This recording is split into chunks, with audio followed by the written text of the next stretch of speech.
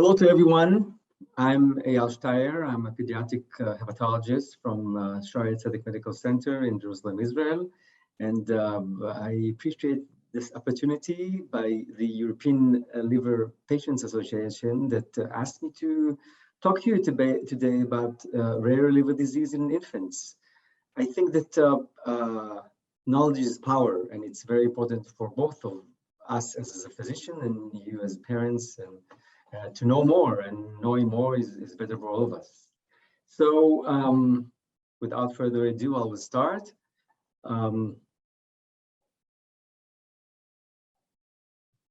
So let me outline the topics of my talk. This time I will talk about infants, liver disease in infants. I'll have another talk about liver disease or rare liver disease in older children. I will talk about what are liver enzymes, and I think it's very important for you to understand the lab tests that we're talking about all the time. The diseases I chose to talk about is diseases that actually have a new treatment and are more prevalent than other diseases. So I'll talk about lysosomal acid lipase deficiency. I will talk about PFIC, biliary atresia, and Algae Syndrome.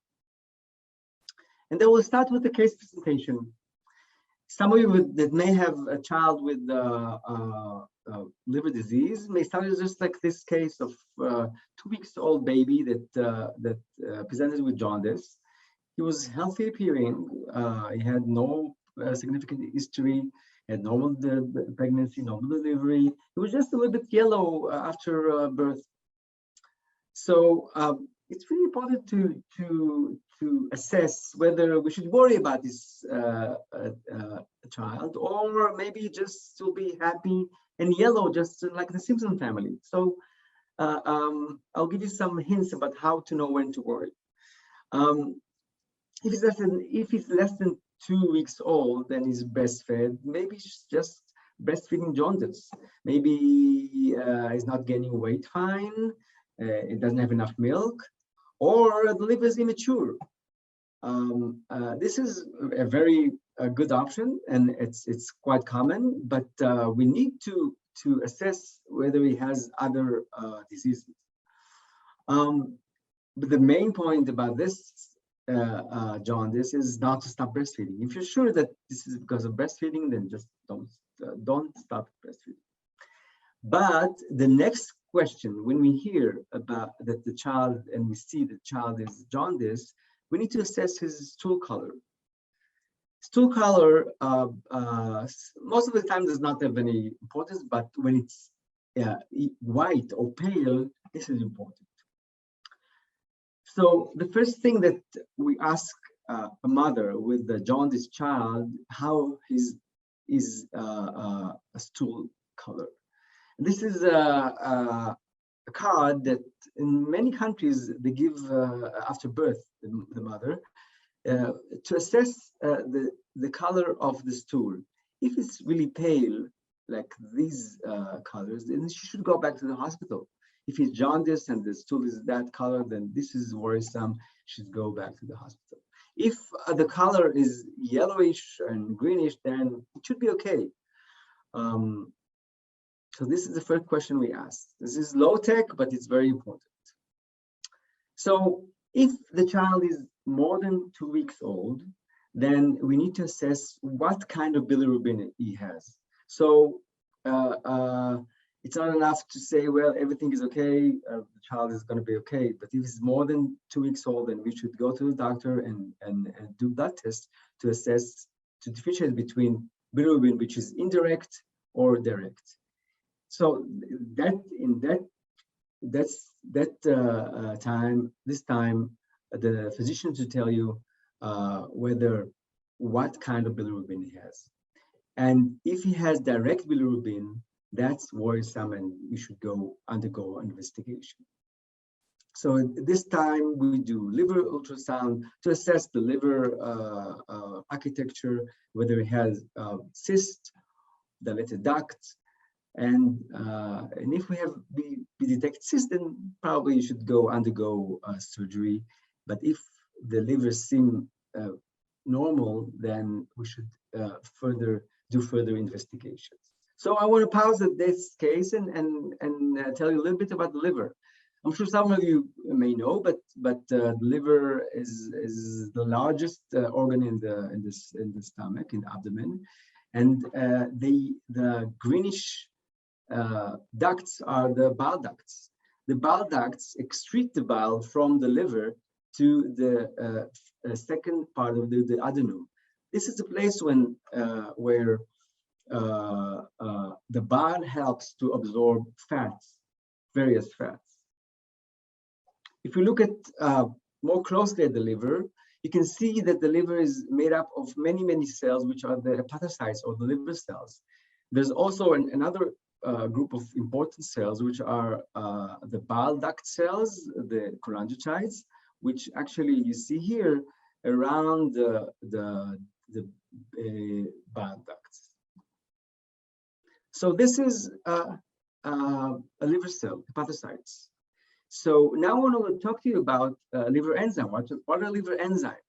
So in regular, in normal child or normal person, there's a basic level of ALT and AST, which these are the liver enzymes. And they have some importance in metabolism in the cell, but they're only for us, they're a marker for liver injury. There's all the time damage to the liver. The cells regenerate, but this is normal. If it's basic, then probably we have around 40 ALT and AST, which is secreted to the blood all the time. But in case of damage to the liver, the hepatocytes degrade and injure. In this case, the AST and ALT just go to the bloodstream, and we see it in the blood test. So once we elevated ALT and AST, it means that there's some injury to the liver. We don't know what it is. We need to investigate it. But elevated ALT and AST means that the liver cells break down, and the ALT and AST is secreted to the blood. Another enzyme which we assess is the gamma GT. Gamma GT lies within the cholangiocytes, which are the cells that surround the bile ducts. So once there is some damage to the cholangiocytes, to the bile ducts, the gamma GT is elevated, and we can see that in the blood test. So elevated gamma GT can be a marker for damage to the bile ducts. We can see in adults that drink alcohol, also elevated liver gamma GT, or some drug can cause elevated gamma GT, but usually in kids we don't see that. So the inability to secrete bile from the liver to the intestine, we call it cholestasis. Cholestasis, we see often jaundice, which is elevated bilirubin. We see sometimes the elevated liver enzymes, meaning elevated AST and ALT, and elevated gamma GT, which is a marker for damage to the bile duct. So cholestasis is, you'll hear more as my talk continues. But once you have cholestasis, you need to investigate the child. So why are we worried about cholestasis? Mostly because apart from the bile that is not secreted, apart from the bilirubin, which is not secreted, also bile acid is not secreted from the liver. Bile acids are toxic to the liver. So once they stay within the liver, they harm the liver and cause liver fibrosis and end-stage liver disease, and the liver actually stops working if the cholestasis is prolonged.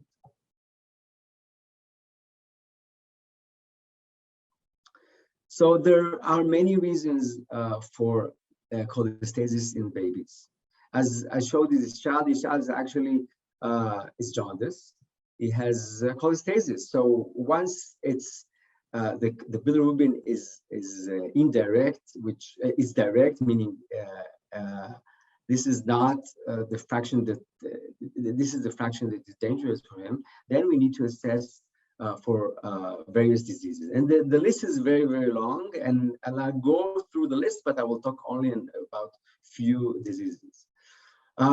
So we look at, when we come to a baby which has jaundice, we think about extrahepatic disorders, which are actually disorders that preclude from the bile to be secreted from the liver, which the disorders are outside of the liver. The main disease is extrahepatic biliary atresia, which we'll talk about later on. The other group of diseases are intrahepatic, which means the disorders within the liver. Some of the diseases are idiopathic. We don't know what the causes of the diseases, but some of them are metabolic. I will talk about Wolman disease. I will talk about PFIC, which are more common among the very rare diseases. Of course, any infection can cause cholestasis in babies, but I will not talk about this group of diseases. And there may be some genetic or chromosomal disorder like Algae Syndrome, which I will talk about that. And of course, there are some very, very rare causes I will not talk about today. So about 40 years ago, when we looked at neonatal cholestasis, most of the children, we could not make proper diagnosis. Meaning, like 65% of the infants that they had cholestasis, we didn't know what the diagnosis. So we just called them neonatal hepatitis. Some of them would improve spontaneously, and some of them would progress to significant liver disease. 25% at that time had biliary atresia, and some of them had infection, and some miscellaneous diseases which were very rare. But what happened since then? Since then, we've learned a lot. Since then, genetics has helped us to diagnose better various diseases. And this is how it looks today in 1922. So biliary atresia is still 25% of the children, but instead of 65% of the kids that we didn't know the diagnosis, now only 10% of the children, we don't know the diagnosis. We now can diagnose fairly easy PFIC, allergy, bile acid metabolism syndrome, metabolic diseases, alpha-1 antitrypsin. So today, we know much more about rare liver disease in infants rather than 40 years ago. So I would like to start talking about Wolman disease or lysosomal acid-lipase deficiency. So Wolman, this is the previous name of this disease, or lysosomal acid-lipase deficiency, was already discovered, talked about like more than 60 years ago. Actually, Abramov was my pediatrician when I was a baby. So I have kind of a warm heart for this disease, and I've treated several patients with this disease, which is very rare.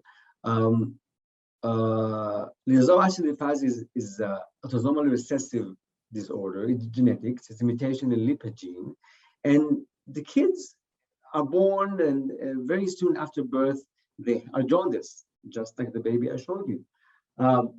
But in addition to the jaundice, they have diarrhea. The liver is failing very, very fast, and they die around the age of 3 years old. This was until only 5 years ago. So the disease can be very severe in infancy, but it can also be shown in adulthood. Children or adults that have hyperlipidemia and some elevated liver enzyme should be investigated for LAL-D or lysosomal acid-lipase deficiency. It's very easy to make the diagnosis. You just send levels of lysosomal acid lipase in the blood, this is very easy to make diagnosis, but you have to think about this disease. Before we had treatment, most kids, as I said, died around the age of 4 years old. So what happened in this disease? In normal livers, there's the liver processes the fat in the lysosome. So by lysosomal acid lipase, it can secrete the fat from the liver, and in that way, there's no accumulation of fat in the liver. However, in LAL deficiency, there's lack of LAL in the liver. That way, the liver, there's accumulation of fat in the liver, and the liver grows and gradually stops working. So today, fortunately, like around 5 years ago, we have a new therapy for that. It's actually enzyme replacement therapy, which the name of it is sebelipase alpha, or Kanuma, which supplements the missing enzyme in the liver. So the kids come every week or 2 weeks to the hospital to get this medications. So only 5 years ago, or actually 7 years ago already, there was an important paper in the New England Journal of Medicine that depicted the results in the treatment of LAL deficiency, and the results were amazing. Actually, if you see in the right hand, at the left-hand side, the kids that died around the age of 4, with the treatment, the kids survived, and they thrived, and they grew, and they actually almost had normal life. This is very good news for the kids with LAL deficiency. Next disease I would like to talk about is bile acid transport problems, or PFAC. PFAC means familiar. It's autosomal recessive, progressive intrahepatic cholestasis. We talked about cholestasis, meaning these kids have a problem with secreting bile from the liver to the intestine. Of course, they have jaundice, they have pruritus, because of the bile acid that aggravates some nerves in the skin. They have severe pruritus, meaning itching throughout the day and mainly in the night. They have progressive fibrosis, cirrhosis, and gradually liver failure. In many cases, eventually they need the liver transplant. What is the basis of the disease? So the bile acids travel through the membrane of the liver cells by transporters. These transporters takes the bile acid to the bile ducts. These are some of the transporters we have, and in PFAC, some of the transporters are lacking. So there's two major groups of PFAC. One are with normal gamma GT, meaning the bile duct do not suffer too much damage. And there are several mutations that we know that affect and cause PFAC with the normal gamma GT. We have the Bile disease, which are mostly European descent, and they have a certain mutation. We have the Bile syndrome, which is PFAC type 2, which are mostly seen in the Middle East. And we have PFAC type 3. This group have high gamma GT. So there are in PFAC1, there is less severe disease which named BRIC, benign recurrent intrahepatic cholestasis. This is a less severe diseases and disease which cause only jaundice at the time, at various time, but does not cause really liver damage. And PFAC, the mutation of PFAC3 can cause cholestasis in pregnancy, which also do not cause significant liver damage. So now there is a new treatment, but the new treatment does is interferes with the enterohepatic circulation. What is the enterohepatic circulation? Is actually recycling of the bile acids. The bile acids have a pool of bile acids in the body. Once it's secreted from the liver to the intestine, some of it goes out of the body through the stool, but most of it enters the intestine in the terminal ileum back to the body and the liver. So there are about 5 to 14 cycles a day of enterohepatic circulation, which actually recycles and uses again the bile acid. So why do I tell you about that? Because if we block the enterohepatic circulation, we can lower the amount of bile in the body, and therefore lower the bile acids in the liver. And as I told you before, a high level of bile acid in the liver may cause liver damage.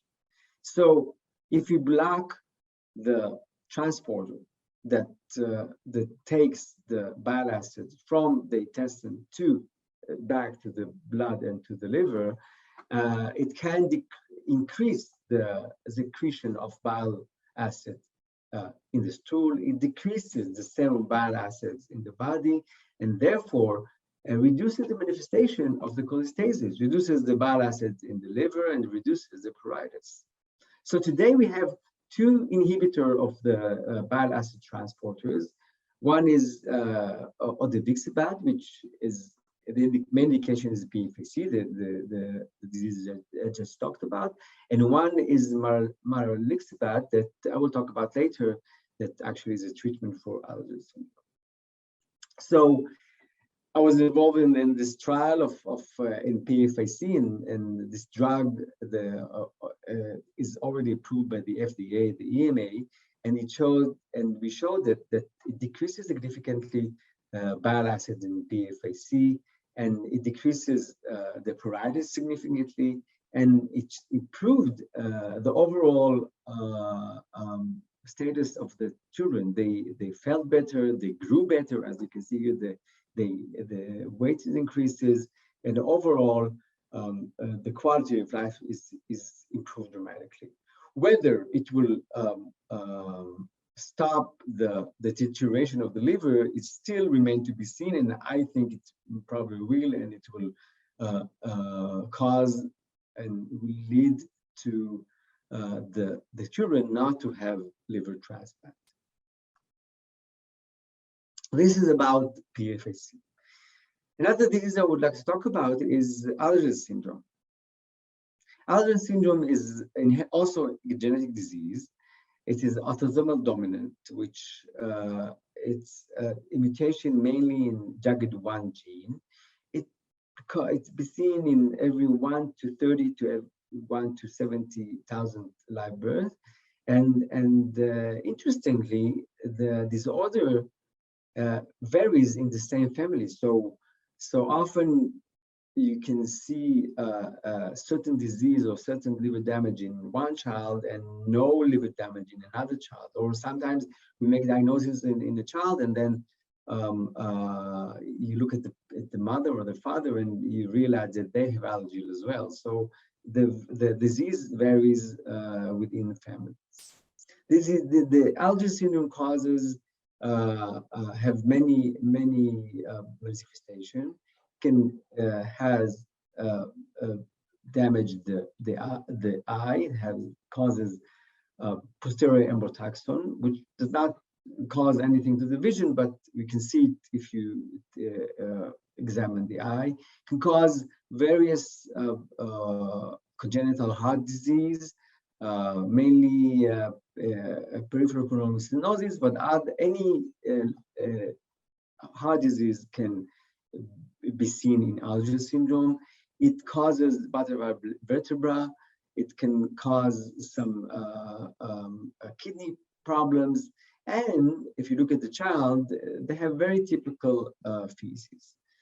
Although not always you can detect from looking at the child, sometimes, especially in infancy, it's hard to assess whether the child have allergy or not. Because the severe cholestasis, these kids have severe pruritus. They itch a lot, and they have xanthoma, which is some sacs of fat on the skin. So these, although seem not very severe, they cause significant morbidity and very low quality of life. So I talked about bile acid transporter inhibitor, and this is again another drug, the maraliximab, but that is approved for Algae syndrome, and this drug showed significant decrease in pruritus in these kids, and the drug is already approved by the EMA and the FDA. Also, it causes a decrease in the xanthomas, which also improves quality of life. So this is about Algae syndrome. What about our child? If we go back to our child, so we did some liver tests, and as I showed you before, the bilirubin was high, and it was mostly direct bilirubin, which means that we need to assess the child further. He has gamma GT of 500 and ALT, elevated ALT and AST.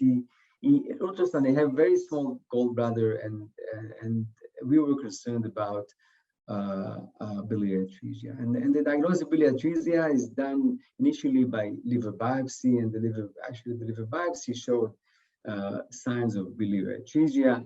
And what is biliary atresia? Biliary atresia is actually a blockage of the extrahepatic bile duct, which causes pruritus, which causes cholestasis, just as all diseases I just talked about. The effect of biliary atresia, or effect of cholestasis, is lack of bile flow to the intestine, inability to digest fat, mostly fat-soluble vitamins. There's progressive liver diseases,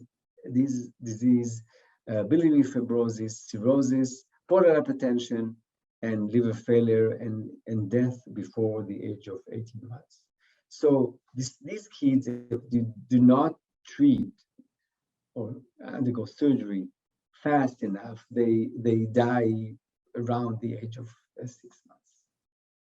So what is the treatment? The initial treatment is Kasai portoenterostomy. What do we do in Kasai? We actually, this is the liver and the occluded bile ducts.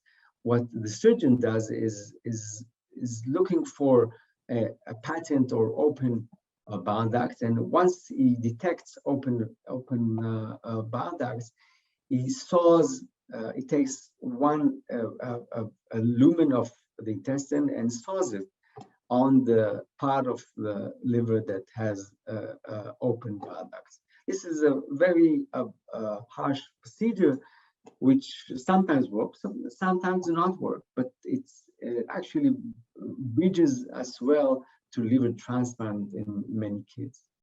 So if the Kasai portoenterostomy works, then it reduces cholestasis, it decreases jaundice, it reduces pruritus, and it improves the overall status of the liver. So without, as I told you before, without the Kasai procedure, all of the kids will die. But with the Kasai procedure, they have fairly good prognosis. 30% of them, the Kasai works, and they do not need liver transplant. 30% of them will go on with the liver until the age of 2 or 3 or 4, and then will have liver transplant. And 30% of them will need liver transplant within the 6 months after Kasai. Overall, only 10% of children with biliary atresia will survive and stay with the native liver without liver transplantation. So as I said before, there are various complications with biliary atresia. If the Kasai does not work, they have jaundice, pruritus, vitamin malabsorptions, and they can have bleeding varices, they have ascites, and they're quite sick kids if the Kasai does not work. Malnutrition is a big issue with kids with biliary atresia. They need more calories on one hand, and they do not have the ability to eat so good. So usually they are fed with NG feeding, and these kids, once you give them nutritional supplementation, they improve significantly. They can improve significantly, and some kids even go off the liver transplant list if you're able to give them good nutrition. They have cirrhosis, they have ascites, and usually this kid, this was one of our patients, it was all over the papers in the newspaper, so I can show her a photo. They agreed to that. She had a very severe ascites, and of course she had to have liver transplantation. And one of the indications of liver transplantation in kids with biliary atresia, but with any chronic disease and progressive liver disease of childhood, is if they fail to resolve the jaundice within 3 months of age, if the nutrition status is not good, if they don't gain weight, then it's a sign that that they have to go undergo liver transplant. Of course, if they have ascites, GI bleed, and infections. But the good news is that even if they have liver transplant, they do very well.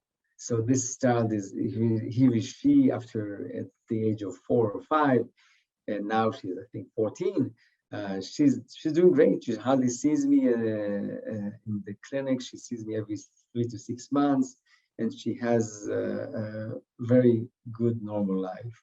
So even if worse comes to worse and there's a deterioration of the liver and then the liver does not work, then there's still hope for liver transplantation. Nevertheless, there are some pipeline therapy for biliary atresia that we're hoping that will lower the need for liver transplantation. The IBAT inhibitor that we talked about regarding PFAC and Alagil has a role may have a role in biliary atresia, and actually, as we speak, trial that the test IBAT inhibitor in biliary atresia. There is the obeticholic acid in all the kids with biliary atresia that assesses stopping the progression of the liver disease. And so there is hope in terms of not only liver transplantation with biliary atresia, but also some drugs. So in summary, rare chronic liver disease in infancy may cause significant morbidity and even mortality. But today there are several new exciting drugs for some of the diseases that I'm sure that will change the course of the chronic liver disease in infancy and in childhood. Some children may need liver transplantation, but even with liver transplantation, they have good quality of life, and this is a very good hope. Thank you for your attention. And if you have any questions, please don't hesitate to contact me.